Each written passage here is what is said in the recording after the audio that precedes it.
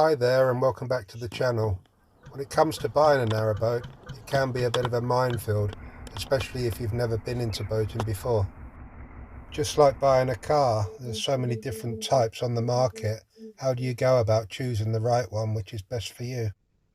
In this video, I'll explore the pros and cons of narrowboat living, from the freedom and adventure it offers to the practical considerations and challenges you'll face. Whether you're a seasoned boater or a landlubber looking for a change of pace, this video will give you a realistic look at what to expect from life on the water. From budgeting and maintenance to community and lifestyle, I'll cover it all. So if you're wondering if buying a narrowboat is right for you, keep watching to find out. Have you ever dreamt of leaving the hustle and bustle of city life behind and embracing a more peaceful, simplistic way of living? If so, you're not alone. In recent years, narrowboat living has become increasingly popular, with many people opting to trade in their traditional homes for a life on the water. Maintaining a narrowboat can be a significant challenge.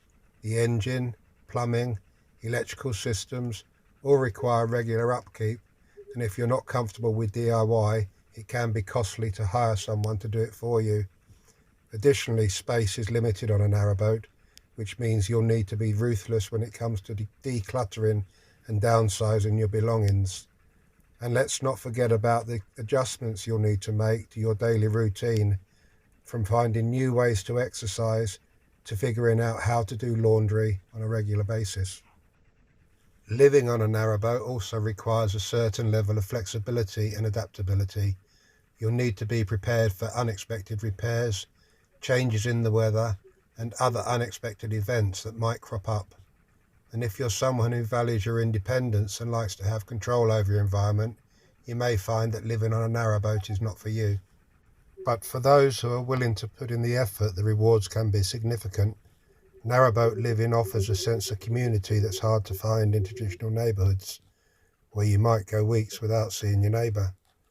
On the water, however, you're much more likely to strike up conversations with fellow boaters and even form long-lasting friendships.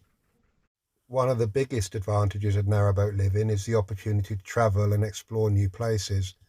Whether you're cruising through the countryside or navigating your way through busy city centres, every day brings a new adventure. And with the ever-changing scenery outside your window, you'll never get bored of the view. Plus, there's something special about waking up to the sound of birds chirping and falling asleep to the sound of water lapping against the shore. Of course, it's not all sunshine and rainbows. Living on a narrowboat can be tough, especially during the winter months when the weather is cold and grey. And while the sense of community is strong, it can also be isolating at times. I'd like to share a personal story with you about someone who made the leap to living on a narrowboat.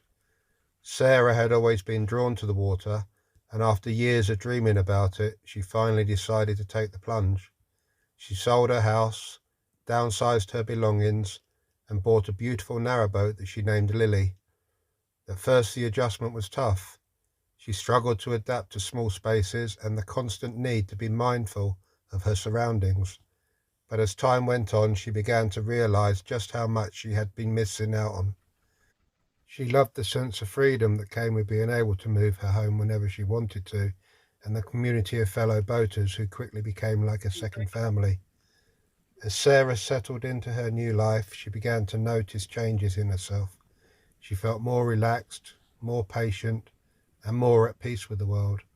She started to take up new hobbies like painting and gardening, and even began to volunteer at a local wildlife reserve. For Sarah, living on a narrowboat was more than just a change of address. It was a transformative experience that brought her closer to the person that she always wanted to be.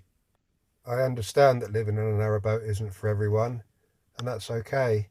It takes a certain type of person to thrive in this lifestyle, someone who is flexible and adaptable and willing to take on any new challenges. So if you're considering making the leap to life on the narrowboat, take some time to reflect on whether this lifestyle is really right for you. Thank you for joining me on this journey as we explored the world of narrowboat living. If you have any thoughts or experiences you'd like to share, then please leave them in the comments below. If you're interested in learning more about alternative lifestyles and narrowboating, be sure to check out my other videos on the subject and look out for the new videos which will be upcoming soon. Take care, and I look forward to seeing you soon. Bye.